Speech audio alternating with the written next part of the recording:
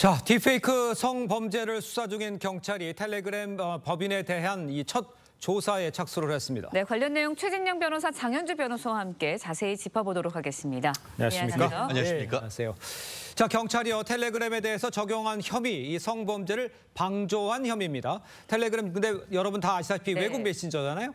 어떤 수사 방식으로 동원을 해서 수사를 하게 됩니까? 그렇습니다. 크게 봤을 때 메신저 자체에 대한 수사가 있을 수 있는데 네. 해외에 있다 보니까 이 수사가 쉽지가 않은 거죠. 그렇기 때문에 그 회사를 운영하는 운영진, 네. 실질적인 대표에 대한 적색 수배 등 국제 공조 수사를 강화하겠다라고 지금 국수본에서 밝혔는 것 같은데요. 예. 사실 이 텔레그램 자체가 뭐 많은 정치인들도 이용할 만큼 보안성이 굉장히 크지 않습니까? 좋습니다. 예. 사실 그러다 보니까 성범죄, 특히 인터넷 성착취물 제작, 유포 이 부분과 관련해 가지고 어떻게 보면 범죄의 온상이 된 그런 상황 아니겠습니까? 그러니까요. 근데 이제 이 부분에 대한 보안성이 높다 보니까 이 자체를 수사하는 것이 상당히 어렵고 네. 그 신원을 밝히기가 어렵다 보니까 그러면 이와 같은 그 프로그램을 운영해서 돈 버는 것 자체가 성범죄를 방조하는 것인가 아닌가 하는 것이 지금 그 우리나라 어떤 형법 체계에 맞는 것이고 특히 외국인의 국내범도 형법에는 처벌할 수가 있도록 돼 있습니다.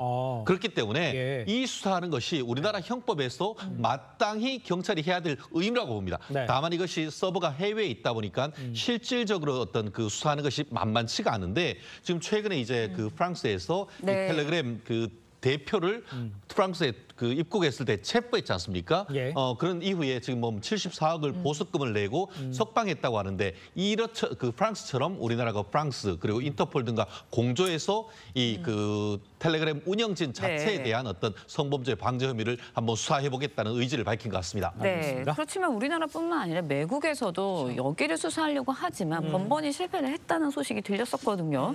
경찰에서 이제 텔레그램 본사, 서버 어느 나라에 있는지조차 파악하지 못하고 있는 것으로 알려졌는데 수사가 제대로 진행이 될 수 있을까요?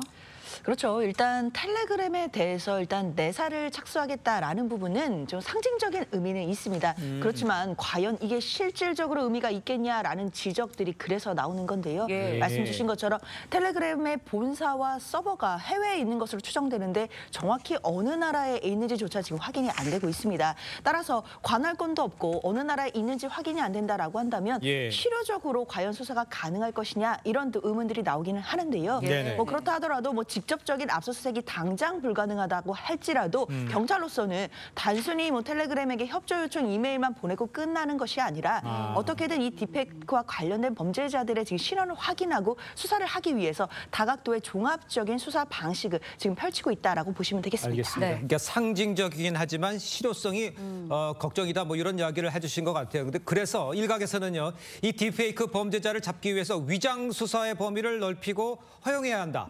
이런 주장까지 나오고 있습니다. 변호사님 생각은 어떻습니까? 그렇습니다. 위장 수사나 아니면 잠입 수사 이것은 크게 봤을 때 함정 수사의 영역에 그렇겠죠. 포함되는 것이죠. 예, 예. 근데 함정 수사가 모두 다 그 불어되는 것이 아니고 예.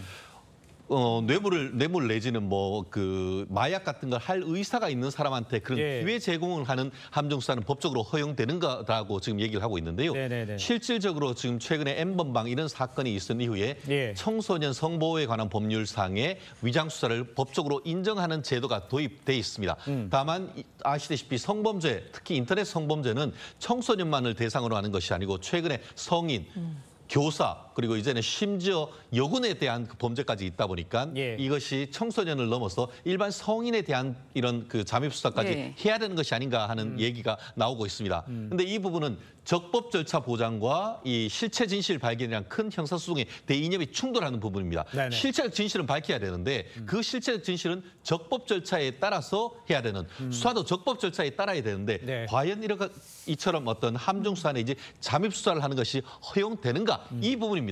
다만 그 대법원 같은 경우에는 위법하게 수집한 증거는 쓰지 못한다고 하지만 실체적 진실을 밝혀야 될 필요성이 굉장히 클 경우에는 그러한 증거도 지금 그 유죄의 증거로 쓸 수 있도록 대법원 판결이 인정하고 있습니다. 그렇다고 하면은 최근에 어떤 아동 청소년을 넘어서 여성의 성보호라는 필요성이 네. 굉장히 커진다고 하면은 이 부분에 있어서 어떤 그 정책적으로 잠입 수사를 조금 확대해야 돼. 다만 사후 사전 통제를 강화하는 제도 장치를 한다고 하면은 예. 이 부분은 충분히 도입할 가능성도 높지 않을까 예측을 해봅니다. 네. 예측하시는군요. 그렇군요. 알겠습니다. 텔레그램 법인에 대한 경찰청의 수사가 어느 정도 성과를 맺을지 좀 지켜봐야 할 것 같고요. 다음 이야기도 짚어보도록 하겠습니다. 배우 한소희 씨의 어머니 신모 씨가 불법 도박장을 개설한 혐의로 구속이 됐습니다. 네.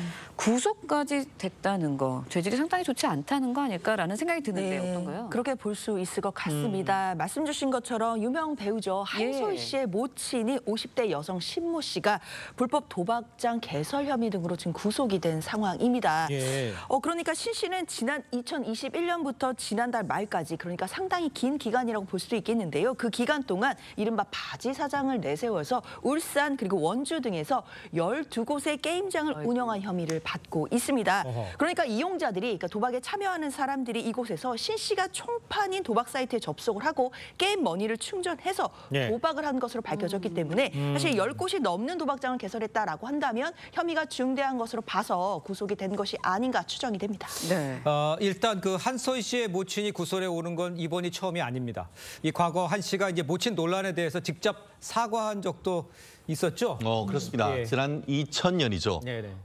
이른바 엄마가 갯돈을 타서 잠적했다라는 그런 의혹이 벌어졌고 그분과 관련해 가지고 자신의 엄마이자 자기가 평생 어릴 때 5살 때 이혼한 이후 부모님이 이혼한 이후에 자기를 길러줬던 할머니의 딸이라는 그 천륜이 있었기 때문에 그러한 것을 확인을 하고는 본인이 최선을 다해서 그러한 엄마의 갯돈 빚을 갚았다라고 합니다. 그리고 이후에 또 2022년, 2년 전인데 또 유사한 사안이 있었었는데 그 사안에 대해서 지금 한소희 씨의 소속사가 밝힌 바로는 결국 한소희 씨가 이제 미성년자일 때 엄마, 법적 대리인으로서 엄마가 한소희 씨의 계좌를 만든 다음에 허락도 없이 그 계좌로 딸의 어떤 이름을 팔아가지고 돈을 빌렸다가 어떤 사기 혐의가 됐다라는 적이 있었다고 하는데요. 결국 이게 한두 번인 것이지 이제는 본인이 책임이 있는 것이 아니고 엄마가 했는 부분이기 때문에 이 부분에 있어가지고는 이 개인적으로 어떤 책임을 질 수가 없고 그리고 본인도 대한민국을 넘어서 전 세계적인 지금 한류의 어떤 스타 중에 한 분이기 때문에 결국 본인의 어떤 전체적인 브랜드나 이런 이미지 확인 차원에서라도 이 부분과 관련해서 선을 끊는 모습을 지금 보이는 것 같습니다. 알겠습니다. 그러니까 성년인 한소희 씨가 어머니하고는 이런 문제에서는 분리돼 있어야 된다는 얘기 말씀하신 것 같아요.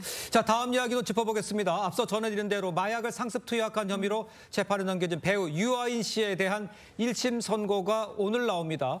경찰이 징역 4년을 구형했잖아요. 법원은 어떤 판단을 내릴까요?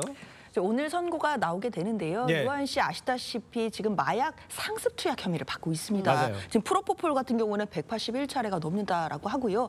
대마 말고도 또 다른 마약에 대한 투약 혐의도 받고 있습니다. 그런데 유아인 씨 같은 경우에는 프로포폴은 치료 목적이었고 대마 흡연에 대해서는 인정을 하고 있지만 다른 사람에게 강요했다 이런 부분은 다 부인을 하고 있는 상황입니다. 그렇기 때문에 만약에 유아인 씨가 부인하고 있는 혐의에 대해서까지도 만약에 재판부가 유죄로 인정한다라고 한다면 사실 오늘 실형이 나올 가능성도 굉장히 높아지고요. 그리고 요새 마약 사범회 같은 경우에는 1심에서 실형이 나왔을 경우에 법정 구속되는 경우들이 굉장히 많은 추세이기 때문에 만약에 지금 유아인 씨가 받고 있는 혐의들이 모두 유죄로 인정된다라고 한다면 실형이 선고되고 오늘 바로 법정에서 구속될 가능성까지도 있는 상황입니다. 알겠습니다.